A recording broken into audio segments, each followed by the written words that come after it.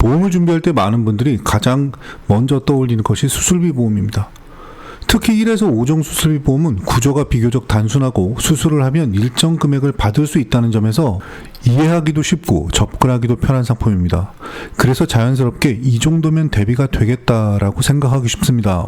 그런데 조금만 더 현실적인 상황을 떠올려보면 이 보험이 가진 한계도 분명히 보입니다.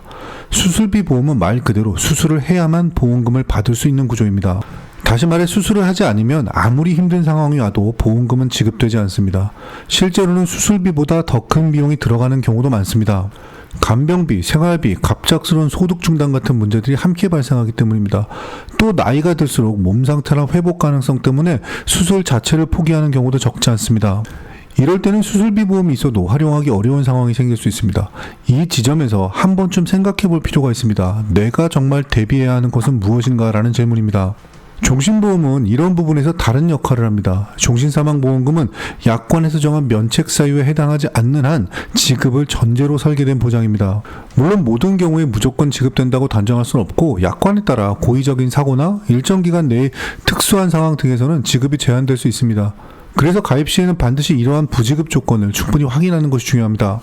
그럼에도 불구하고 종신보험은 조건이 충족되면 목돈이 지급되는 구조라는 점에서 활용 방식이 훨씬 넓습니다. 예를 들어 현실적인 자금 흐름을 생각해보면 이렇습니다. 갑작스럽게 큰 비용이 필요할 때 먼저 가족의 도움을 받을 수 있다면 그것이 가장 빠른 방법일 수 있습니다. 만약 가족의 여유가 부족하다면 금융기관을 통한 대출로 우선 필요한 자금을 마련할 수도 있습니다.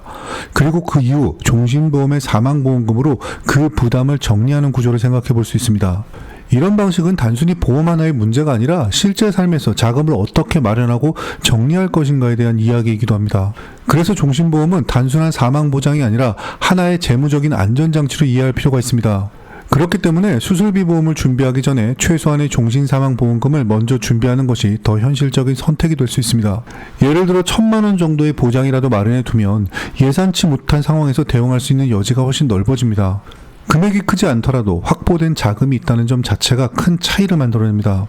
많은 분들이 이런 관점의 상담을 받아보지 못하는 이유는 보험을 보험만의 문제로 보기 때문입니다. 실제로는 부동산, 대출, 상속, 그리고 가족 간의 책임까지 함께 연결되어 있는 문제인데 각각을 따로 떼어 설명을 듣다 보니 전체적인 그림을 이해하기 어려운 경우가 많습니다. 결국 중요한 것은 특정 상품을 선택하는 것이 아니라 내 상황에서 어떤 순서로 대비하는 것이 더 합리적인지 고민하는 것입니다. 수술비 보험과 종신보험은 서로 경쟁하는 상품이 아니라 역할이 다른 도구입니다. 다만 우선순위를 정해야 한다면 조건이 맞아야 받을 수 있는 보장보다 조건을 충족하면 활용할 수 있는 자금을 먼저 준비하는 것이 더 안정적인 선택일 수 있습니다. 본 광고는 광고 심의 기준을 준수하였으며 유효기간은 심의일로부터 1년입니다.